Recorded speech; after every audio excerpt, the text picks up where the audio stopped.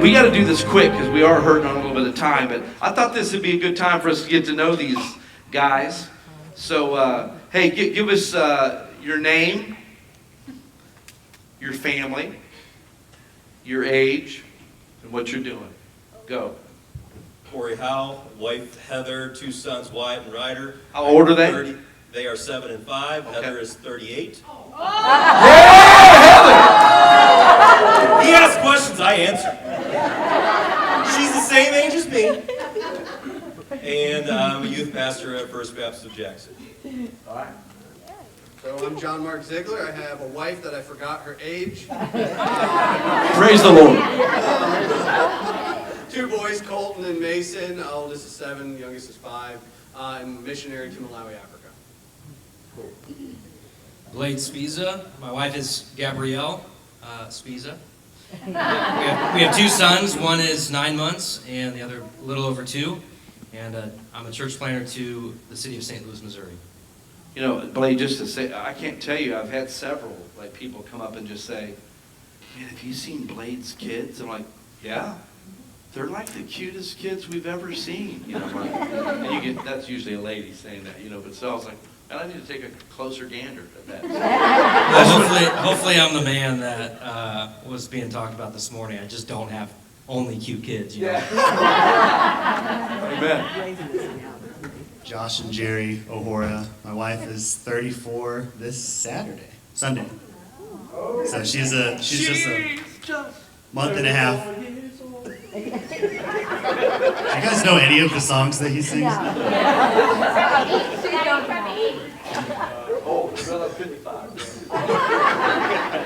We've got 2 kiddos. Ozias is 4 and Iris is 2. And we're church planters, missionaries to Toronto, Canada. Okay, hold that mic right there. Now listen, I'm not saying you have to do this or you like to do this. So what you need to, we're only talking fast food. So you have to eat a fast food meal. What would be your choice? Fast food. Oh, I turned it off. God's Chicken. Yeah. Chick-fil-A. Raising Cane's. Probably Chipotle. Is that fast food? Yeah. Okay, so. From a babe, Arby's. That's her pick. That's her pick. That's the meats right there. This has got to be quick too, so if you could pass that mic around. If you got a movie that you like really resonates with you like it. I don't care if it's silly, I don't care if it's serious. Give me one of your top movies and just give a quick sentence or two why. Gladiator, for the glory of it. Now, is that the first one, right? Or just this last one? The first one. Okay. I've not seen that second one. First. Have you seen the second one? Okay, we'll do that tomorrow. We'll do that tomorrow night in the service. Okay. I'm gonna go Forrest Gump. Oh. Quotes and relatability. Braveheart. Mostly because of the scene where Mel Gibson speaks, he's with that guy who's trying to trick him and speak in French, and he doesn't think William Wallace speaks French, and he calls him a liar, and Mel Gibson goes, I never speak lies, but then he gets a crazy look in his eye and goes, but I am a savage. Reminds me of what you always say, let's be spiritual savages. I have an answer I shouldn't say. Thank you. Yeah. Man, I gotta go. I can't even think of the name of it. With Vin Diesel, the car one. Fast and Furious. Like the newer, the better. The more unrealistic. I just like how unrealistic it is. Wow. Fast and the Fast and Furious. Okay, I'm going to confess some sin right now. After the first Fast and Furious, that white jet in the movie that they were hot rodding up and he lost in that race, I went out and bought one. Remember that? That light blue one? I don't know, but it was going to be. So, okay, if there's like one verse, and I know it don't have to be a light verse, but a verse that's like, this verse has meant so much to me, so one of my favorites, and maybe give a quick why behind that, a verse that just like really, The verse that really spoke to me as going into mission was Mark 13:37. And what it says is, "What I say unto ye, I say unto all, watch." And this is when Jesus is talking to the 12 disciples. And he tells, this is like whenever it's like all of the end time stuff that you love to hear. And when he finishes explaining all the end times and everything that's going to come to pass, he just looks at the disciples and he ends it with, "What I say unto you 12 disciples, I say unto all," which means me. And it means you. And he told them to stand watch. That was important to me. Good. 2 Timothy 4:2, preach the word, be instant in season, out of season, reprove, rebuke, exhort with all long-suffering and doctrine. Because it's Paul's last words, and last words mean something. And that was the first time I realized this is what I'm supposed to do with the rest of my life. Yeah, two come to mind, Romans 5:8, "For God commended his love towards us, and that while we were yet sinners, Christ died for us." And 2 Corinthians chapter 5 and verse 21, "And he made him to be sin for us who knew no sin, that we might be made the righteousness of God in him." And just from a Catholic background, I didn't understand the grace of God. And so as soon as I understood who Christ was and that he became sin for me, my life was just radically changed from that moment moving forward. 2 for 2 Corinthians 10:5 paired with Philippians 4:8.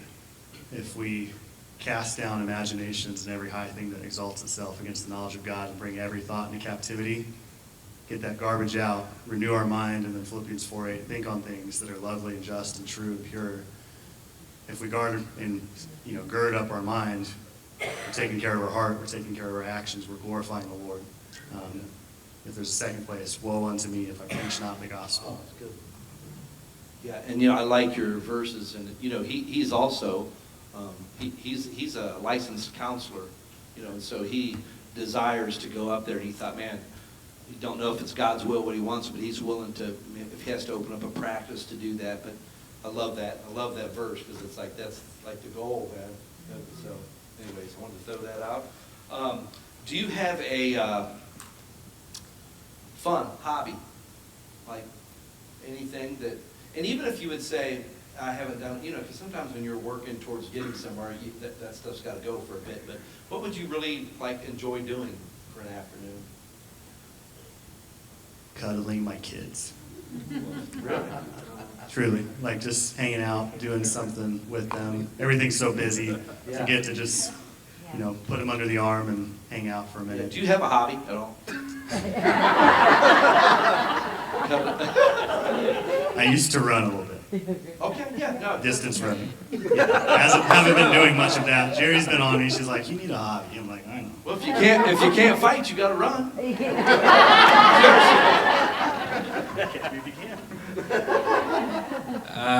My hobbies with my wife, we like eating food together. Cooking, experimenting with food and eating it, Oh, that's cool. and then some music. I like music. Yeah. Hey, he's going to do some worship in the morning for us, and then Wednesday night we're going to have Blade write songs too, and God's definitely done something inside of you for that. It's beautiful. So hunting, just about anything, is absolute favorite. That and precision long-range shooting, like mile further, 1 mile or Holy further. moly.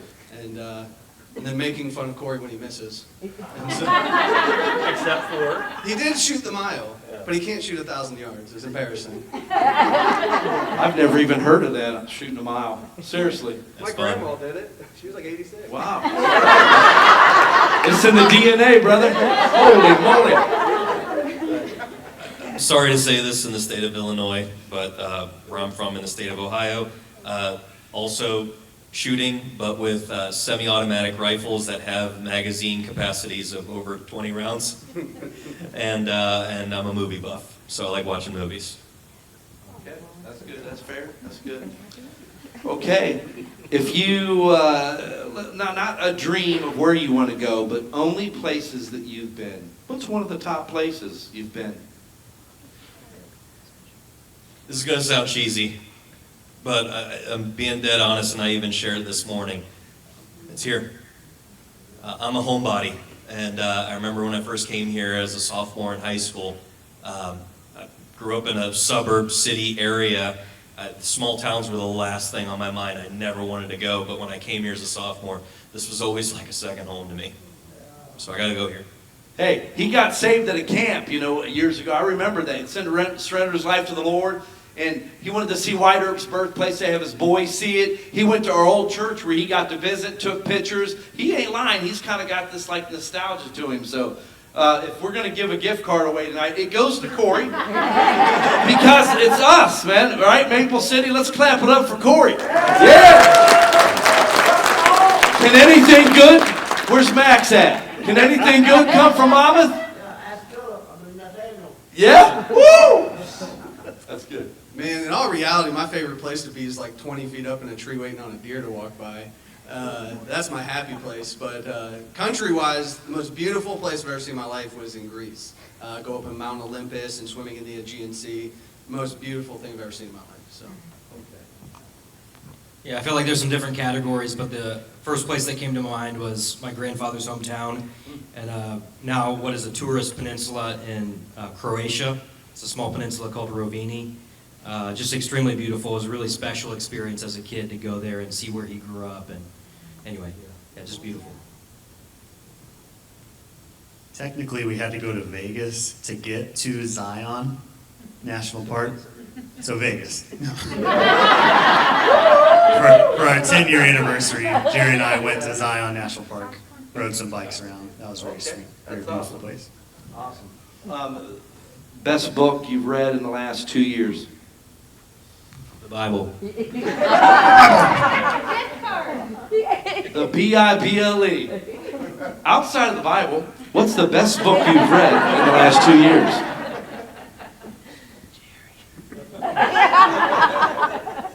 You can phone a friend. What's the best book Jerry's read the last 2 years?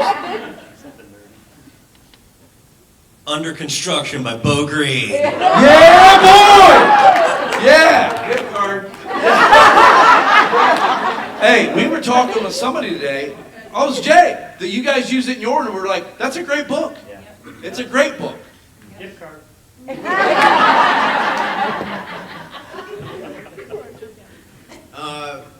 I don't remember when I read it, but it was recent, I guess. God's Smuggler. I can't remember who wrote it. It was just a story of a missionary smuggling Bibles. Smuggler? into countries. Brother Andrew. Brother Andrew was the guy, but he's not the author. Oh. Yeah, somebody wrote it for him. So, but that's an incredible book. I need to read more. I actually listen to books more than anything. It's just I'm able to, I feel like, comprehend and take in more. The last one that really stands out in my mind, it wasn't this year, was The Consequence of Ideas by R.C. Sproul. Not in our camp, but just a really profound book and seeing philosophy through the ages. That's the type of book that I would enjoy. Okay. I enjoyed A Path Well Lit. It's a book on counseling, so I really enjoy reading things that are applicable, practical to things that I'm doing all the time. So just having a light to enter into some of the darkest things that people are experiencing is a big help. Okay, we got to wrap this thing up because we got to get in a word, but I'm going to give you guys just a few words, a few sentences. You've been to our church and getting to know us a little bit better and better. Exhort us tonight. Give us a word for the church. Probably not fair. Blade's got a message he's getting ready to put on us. But seriously, a couple of sentences. What would you say from what you've observed and seen so far here in our church? What would you say to us? You might not ever see us again, so what were you going to say? You guys have tremendous talent here. Watching Terry on the drums, seeing Brandon and Amelia, what they did with the VBS decorations, and sound, the visuals, everything that's going on up here. Schmidt, what you did with the mural, man. All of you guys. There's so much. I mean, to put the spiritual gifts into practice and to see what you guys are doing here. You're making an impact and you are turning Maple City upside down. Keep after it and don't stop. Gift card! Hey, we do got great people here, don't we? I'm amazed, man. Even a lot of times you got, younger folks that don't cook as much and they go out and they don't. We're like loaded with people like that too. Like, our goal is to be the fattest church. This is over, so. All right, next. You know, there's something, I didn't think about this last night when I was giving the analogy with the spear, but it's kind of, I've been thinking about it all day. You know, I did the whole analogy with the spear and how it had to be prepared to be thrown, but as you throw a spear, it needs maintenance. You know, I think of in Proverbs where it says, iron sharpeneth iron, so does the friend, you know, the countenance of his friend, you know, the appearance of his friend. And that iron comes across the blade, and it doesn't remove any material, just puts pressure, it grinds against it to just straighten out those little deviations.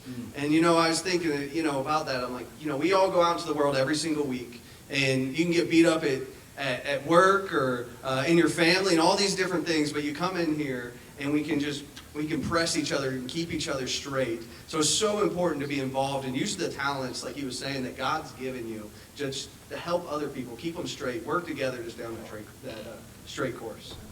Thank you, bro. Thank you. I'll be sharing, obviously, here in a little bit.